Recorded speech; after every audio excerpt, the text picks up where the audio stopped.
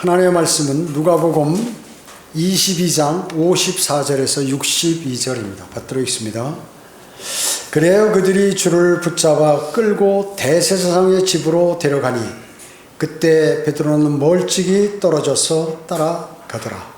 베드로는 멀찍이 떨어져서 따라갔습니다. 계속 붙어 있다가 이제는 부인하고 나서 실족했는지 멀리 떨어졌습니다. 사람들이 관정 한가운데 불을 피워놓고 함께 앉아 있는데도 베드로도 그들 가운데 앉아 있더라.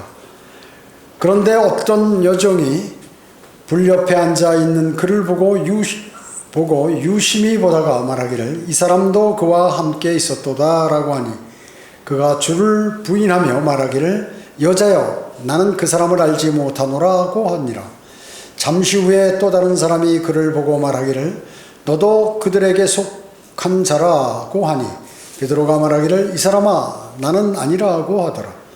한 시간쯤 지난 후 다른 사람이 장담하며 말하기를 참으로 이 사람도 그와 함께 있었으니 이는 이 사람이 갈릴리 사람임이라고 하더라. 그러나 베드로가 말하기를 이 사람아 나는 네가 무슨 말을 하는지 알지 못하노라 하고 아직 말하고 있는데 곧 닭이 울더라. 그러자 주께서 돌아서서 베드로를 쳐다보시니 베드로가 닭이 울기 전에 내가 나를 3번 부인하리라고 하신 주의 말씀을 기억한지라. 베드로가 밖으로 나가 비통하게 울더라. 여기 61절에 보면 그러자 주께서 돌아서서 끌려가면서 탁 돌아서면서 베드로 눈과 마주친 거예요. 쳐다보시니 베드로가 닭이 울기 전에 네가 나를 3번 부인하리라 하고 말씀하신 그 말씀 그대로 자기가 됐다는 것을 알았죠. 마음에 이제 팍 찔렸겠죠, 그때. 자, 오늘 말씀 제목은 주님과 멀리 있는 제자인가? 주님과 멀리 있는 제자. 여러분은 가까이 있는 제자입니까? 아니면 멀리 있는 제자입니까? 주님께서 지금 잡혀가시는 겁니다. 베드로가 주님과 가까운 위치에서 주님을 따랐던 베드로. 항상 가까이 있었거든요, 제일 가까이. 제자 가운데 벌거벗고 도망친 청년도 있어요. 왜 자다가 말고 놀래가지고 막 그 수색을 하고 끌려가니까 자기도 끌려갈까 봐 무서워서 이렇게 자다가 이불보 뒤집어 쓰고 도망간 제자도 있단 말이죠. 청년처럼 주님을 떠날 수 없어서 멀찍이 떠나가며 3년 동안 주님께서 가르치셨고 그렇게 아껴주셨던 그러한 주님을 마지막으로 그는 보고 싶었던 것이죠, 사실은. 그는 죽음까지 주님과 함께 가려고 했어요. 장담했습니다. 호언장담. 그러나 두려움과 마음의 화가 치밀므로 인해서 순간 찾아오게 된 것입니다. 그렇게 함으로써 이 사건은 이제 주님을 따라가면서 멀지에서 따라가면서 보고만 있었던 것이죠. 자, 이 사건은 수요일 새벽 3시에서 6시 사이입니다. 주님께서 수요일 날 십자가에 달리셨죠. 오후 3시에 숨을 거두십니다. 그런데 그 달리시기 직전에 이제 끌려가는 상황입니다. 사탄은 지금 가장 극성을 부리고 있죠. 사탄은 지금 현재 가장 극성을 부리고 있는 것입니다. 왜냐하면 주님을 체포해야 되니까, 십자가에 달아야 되니까. 정신을 바짝 차리고 사탄은 온갖 힘을 다 발휘해서 이 일을 수행하고 있는 것입니다. 입을 벌리고 죄 없으신 하나님의 아들을 향해서 이제 달려오는 것이죠. 원수 마귀가 바로 그렇게 한 것입니다. 위대한 제자 베드로는 정말로 훌륭한 제자였습니다. 하나님께 주님께 충성을 다하는 그러한 제자였어요. 그런데 지금은 오늘 본문상으로 대적들과 함께 불을 쬐고 서 있는 것입니다. 성경은 그들 가운데 앉아 있더라 이렇게 말씀하고 있습니다. 주님께서는 그를 종이라 부르지 않고 친구라 부르셨죠. 친구라고요. 불렀지만 그는 지금 종들 가운데 같이 섞여서 불을 쬐고 있는 것입니다. 여러분, 우리가 향나무가 있는데 그게 진짜 향이 있는지 없는지 알려면 이렇게 칼로 위를 쫙 표면을 베어버리고 냄새를 맡으면 금방 알 수 있죠. 믿음의 진리도 바로 이와 같습니다. 어려운 일을 닥칠 때 아는 것이죠. 믿음이 있는지 없는지를 어려운 일을 닥쳐보면 이렇게 판별할 수가 있는 것입니다. 주님의 제자들은 주님께서 십자가를 지실 때 대부분 흩어졌고 베드로도 심지어 3번이나 부인했던 것입니다. 자, 그러면 주님의 제자인 사람의 기본 요건, 제자의 기본 요건이 무엇인지. 첫 번째, 주님과 가까이 있는 사람이 주님의 제자인 것입니다. 주님과 가까이 있는 사람이 주님의 제자입니다. 베드로는 재판 과정에서 멀찌감이 떨어 있었습니다. 그리고 뒤를 계속해서 따라가는 것이죠. 마치 어떻게 되나 이것을 지금 보고 있는 것입니다. 여러분 어떻습니까?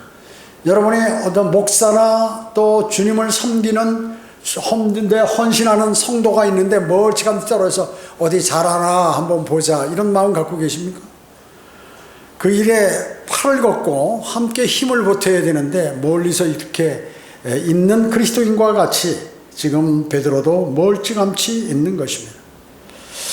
그리스도인이 오류를 범할 수 있는 2가지가 있는데 항상 뭐냐면 주님보다 아주 먼저 앞으로 가서 자신이 일을 뭘 한다고 막 이렇게 하는 거고, 또 하나가 있는데 하나는 너무 또 떨어져서 멀찌감치 떨어져서 지켜보는 것. 이 2가지가 있는 것입니다. 둘 다 잘못된 것이죠. 주님께서는 무슨 일이 있으실 때 막 급하거나 안 되면 초조해하거나 이런 게 없으세요. 주님은요. 그렇기 때문에 주님의 요청을 받아들이는 것이 지연되다 보면 우리가 기도를 계속해서 드리는데 그 응답이 안 되는 거예요. 그러다 보면 자신이 주님보다도 먼저 앞장서서 무슨 일을 하는 수가 있습니다. 일이 급한데 나에게는 주님께 계속 요청을 드려도 무슨 해결이 없는 거예요. 응답도 없고.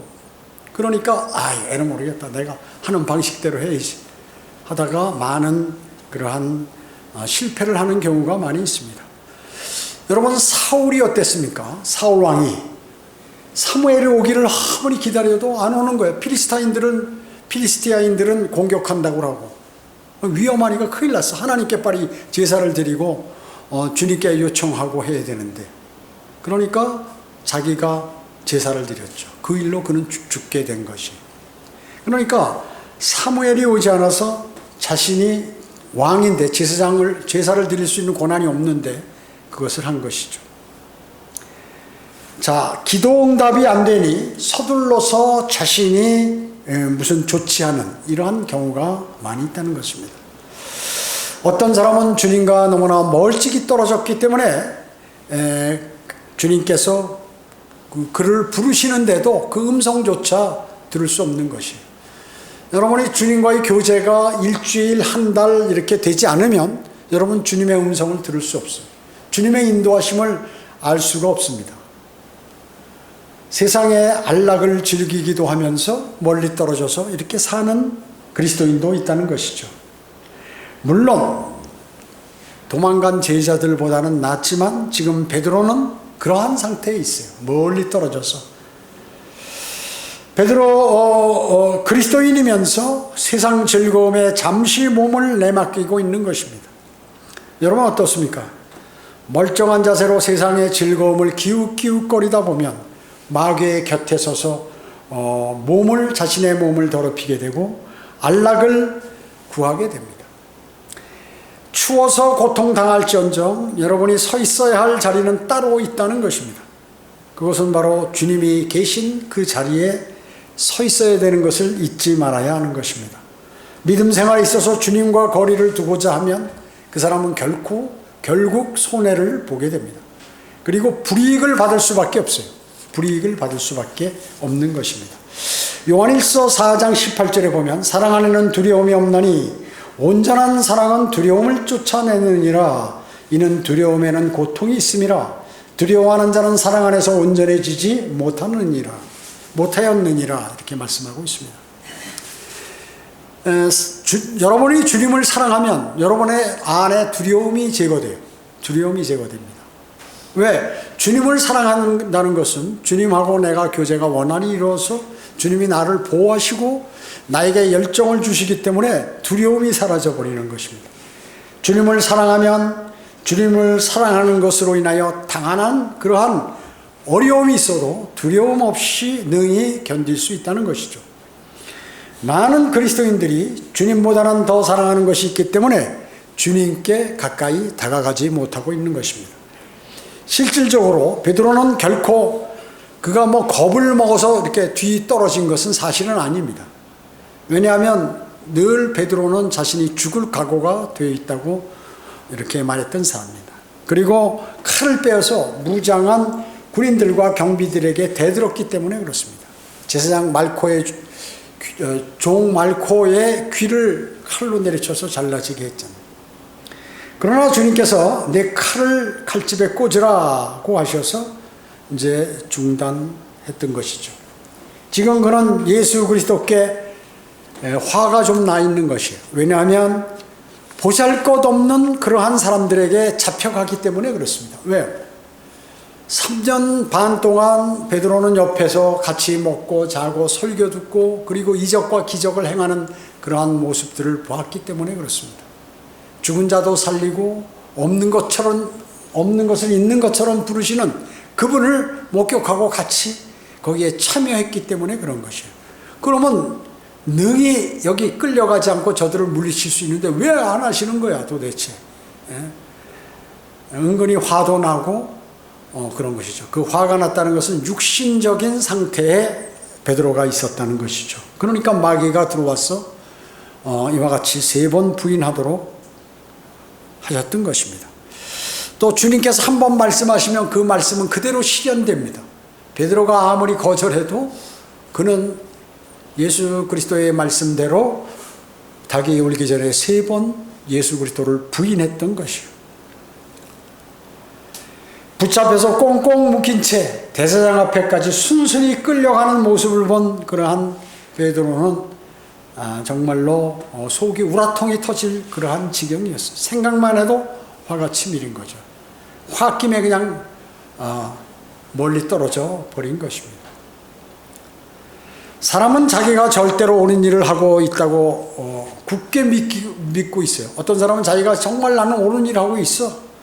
근데 위에 있는 사람이 압력을 가해가지고 압력으로 자신이 제지당해서 그 일을 못했다 이렇게 생각하면 자기가 바보가 된 것 같기도 하고 상당히 기분이 안 좋을 것입니다. 분통이 터지기도 하겠죠. 자신이 멍청한 사람처럼 돼버리기도 하는 것이에요. 머리가 혼란스러워지는 것입니다. 이럴 때를 조심해야 돼요, 사람은. 왜냐하면 그게 너무 화가 나거든요. 여러분 직장에서도 마찬가지고 주님의 일을 할 때도 마찬가지예요. 이때 여종이 뭐라고 그랬어요? 이 사람도 그와 함께 있었도다. 바로 지적을 하죠. 정확하게. 장인 제자가 아니라는 거죠. 냉소하도 퉁명스럽게 나는 아니라. 그때 그 여종이 얘기한 게 뭐예요? 마귀가 벌써 한번 팍 찔러본 거죠. 근데 역시 당했어요. 3전삼패야. 3번이나 그랬는데 3번 다 그래버렸어요. 첫 번엔 그럴 수 있어요, 사람이. 근데 2번째도 그러고 3번째도 그러고 이건 완전히 마귀에게 자신이 육신적인 상태에서 참패당한 것이에요. 실제 그는 두려워하지 않았고 화가 났지만 실제로는 두려워한 것으로 마귀에게 져버렸다 그 얘기죠. 불을 쬐며 불을 쬐면서 추위를 피해보지만 의미가 없다 말이에요. 여러분은 어떻습니까? 여러분은 구원받은 후 여러분은 다른 사람이 건드리건 옆에서 은혜가 부족하다고 여러분에게 불만하던 그런 거 신경 안 씁니다. 구원받은 그리스도인은 주님하고 교제하는 그리스도인은 다른 사람이 자신에 대한 평가에 관해서 별로 관심이 없어요.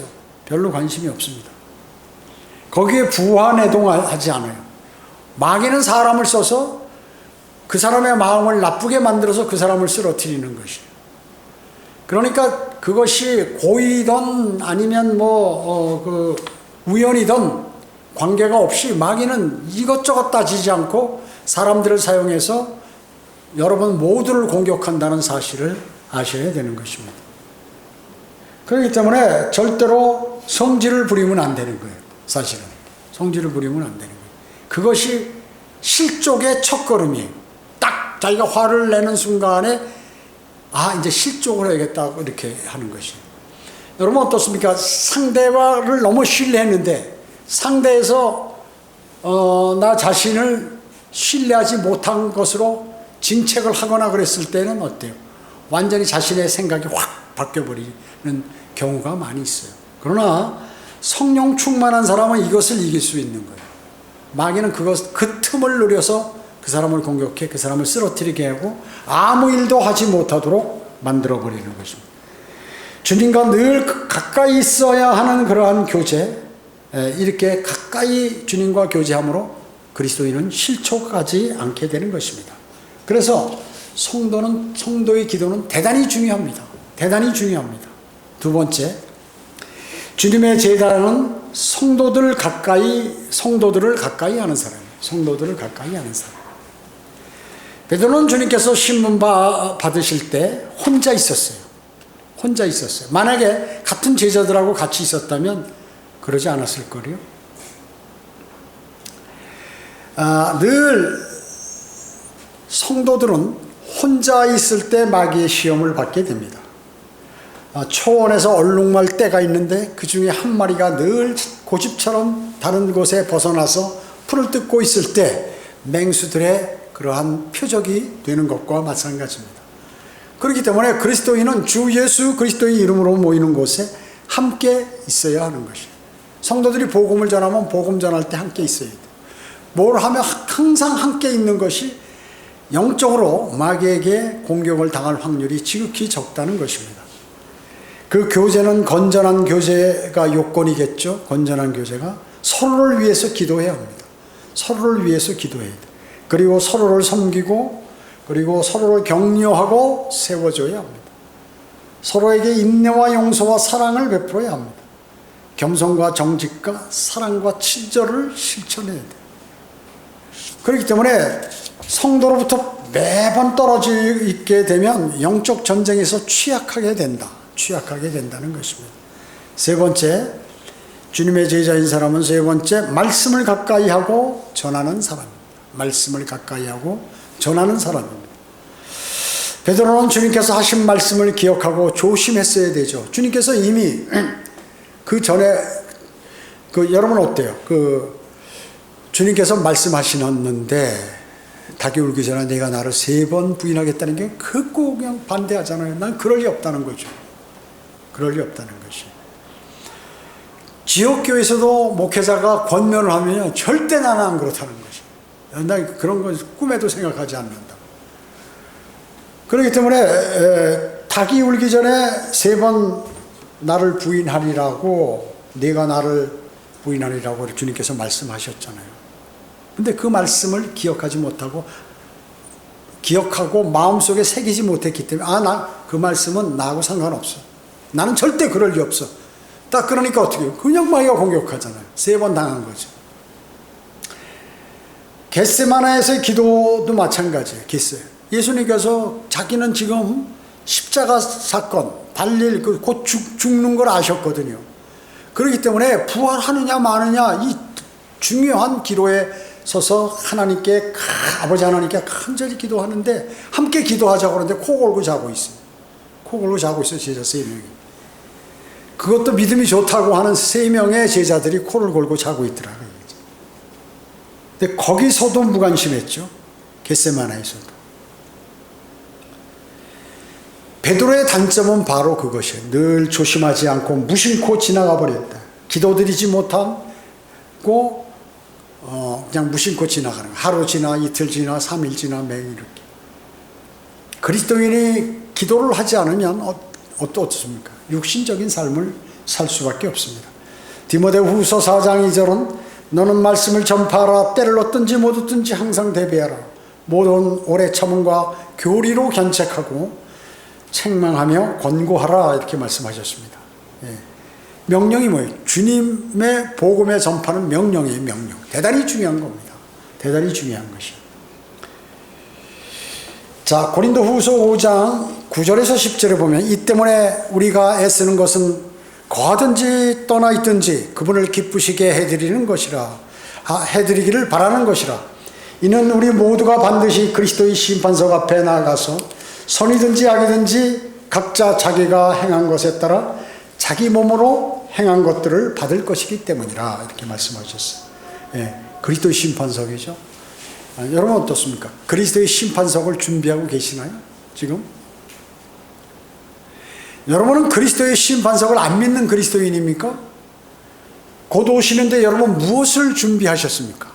주님께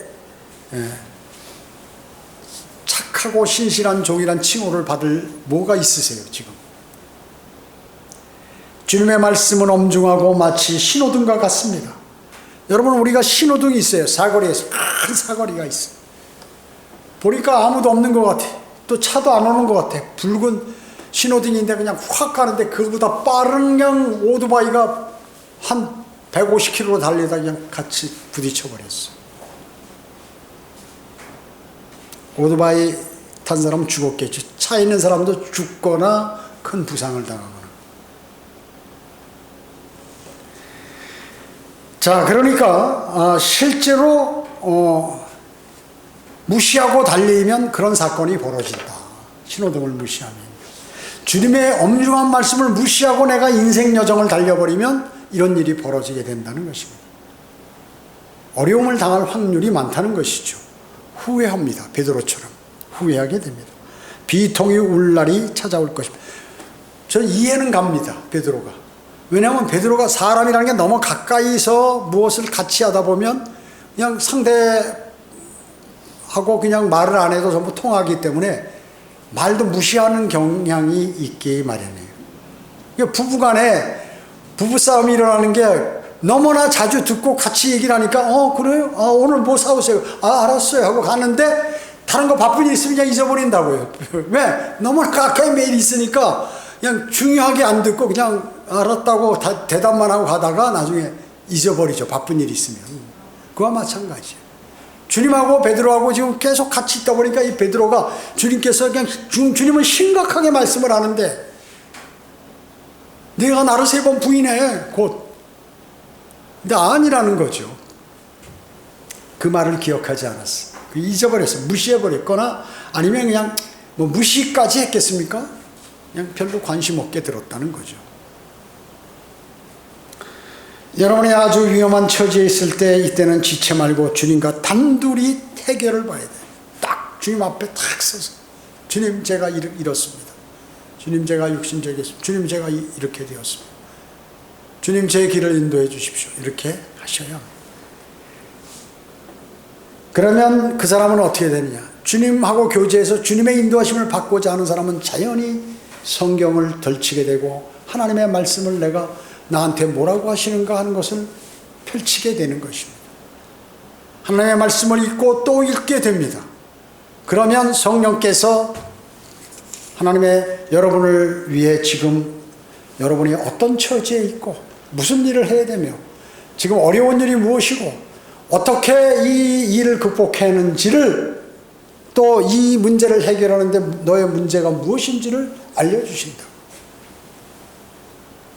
또 천천히 아주 정확하고도 친절하게 주님께서 말씀을 통하여 여러분에게 알려주실 것입니다. 베드로가 화를 냈다는 것은 뭐예요? 무지해서 그런 것이에요. 여러분 상대방하고 교제할 때 화를 내는 거 있잖아요. 왜 그럴까? 상대방에 대해서 무지하기 때문에 사실은 그런 거죠. 물론 모든 일을 상대방을 다 고려해서 일을 처리할 수는 없지만 뭐 중요한 일이 빨리 처리해야 되는데 상대방의 일을 다 물어보고 한다고 그러면 그 언제 하고 이미 차는 떠나버리는데 언제 하느냐. 그럴 때는 신속하게 해야죠. 신속하게. 그러나 그것을 제외하고 이제 화를 낸다는 것은 아주 대단히 나쁜 것이죠. 그러니까 그는 이루어져야 할 성경의 앞길을 가로막았어요. 왜? 베드로가 왜 그랬어요? 주님께서 베드로가 주님께 화를 냈던 것은 주님에 관해서 몰랐고 그리고 그는 반드시 성취되어야 할 예언 계획 이걸 몰랐던 것이죠. 수행하고 계신 앞길을 사도 베드로가 막은 격이에요. 왜? 주님의 말씀을 이제 신중하게 안 들었기 때문에 그런 것입니다. 주님은 여러 번 말씀하셨어요. 주님은 여러 번 말씀하셨어요. 나는 이제 십자가에 달려 죽을 것이고 그 다음에 이제 부활할 것이다. 이런 걸 다 말씀하셨다고요. 다 말씀하셨어요. 그런데 그걸 몰랐지, 그걸. 그리고 너가 나를 3번 부인하리라. 이것도 뭐 별로. 그러니까 간단히 얘기해서 주님의 말씀을 무시한 것이에요. 주님은 참 심사숙고히 말씀했는데 무시했습니다. 그리고 성경에 기록된 말씀, 또 기록하기 전에 예수 그리스도께서 직접 설교하신 말씀들을 무시했다. 우리 그리스도인 가운데도 주님을 따르는 길이 어떤 길인지 몰라서 막 헤매는 사람이 너무 많아요. 헤매는 사람이 너무 많다는, 안타까워요. 그런 것을 볼 때. 안타깝습니다. 그러면서 그런 자신을 모르고 있었고 상대방에 관해서 왜 화를 내는 거죠? 예수님 왜 저러시는 거예요? 도대체. 자신이 그분의 말씀을 마음속에 담았다면 절대로 그런 생각이나 그런 행동을 하지 않았을 것입니다. 베드로가 대제사장의 종 말코의 귀를 벨 때 오른쪽 귀를 잘라버렸죠. 주님께서는 뭐라고 말씀하셨어요? 내 칼을 칼집에 꽂으라. 내 아버지께서 내게 주신 잔을 내가 마시지 아니하겠느냐. 주님은 이미 다 알고 계셨어요. 앞으로 무슨 일이 벌어질지. 바로 여러분의 문제도 이와 유사한 것입니다. 그렇기 때문에 말씀을 의지할 수밖에 도리가 없는 것입니다. 도리가 없는 것이에요. 도리가 없는 것입니다.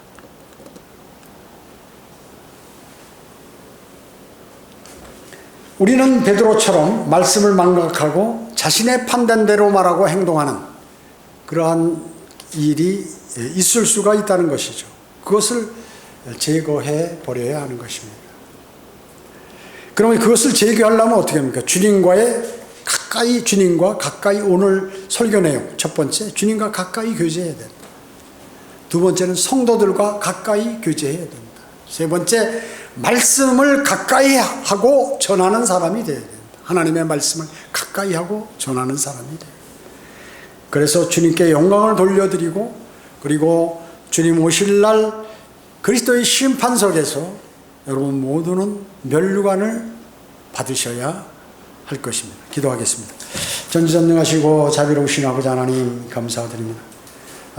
주님께서 저희에게 베풀어 주시고 이미 성경에 기록해서 다 말씀하시고 현재 나의 그러한 과정, 현재 진행하고 있는 나의 어려움, 그리고 나에게 닥친 고난 모두를 주님께서 성경에 기록해놓고 말씀하시며 그 해결책은 무엇인지도 말씀하고 계십니다. 그런데 그 해결책을 다른 곳에 찾으려고 돌아다니고 주님의 말씀은 무시하고 이렇게 하다 보면 우리도 베드로와 같이 실족하는 그리스도인이 될 수밖에 없습니다. 수많은 그리스도인이 실족을 하였습니다. 그들은 주님의 말씀을 신뢰하지 않고 주님의 말씀을 내 마음으로 받아들여서 자신이 그것이 행동으로 승화시키지 못하고 스스로 그 말씀에만 안착한 그러한 그리스도인이었기 때문에 실족하는 그러한 일들이 자주 일어나게 됨을 알게 되었습니다. 주님 저희에게 풍성한 은혜를 주시고 늘 주님의 말씀 가운데 주님을 바라보는 그러한 아름다운 그리스도인의 삶으로 저희를 인도해 주시기 바랍니다. 은혜 감사드리오며 다시 오셔서 저희를 데려가실 주 예수 그리스도의 이름으로 기도드립니다. 아멘.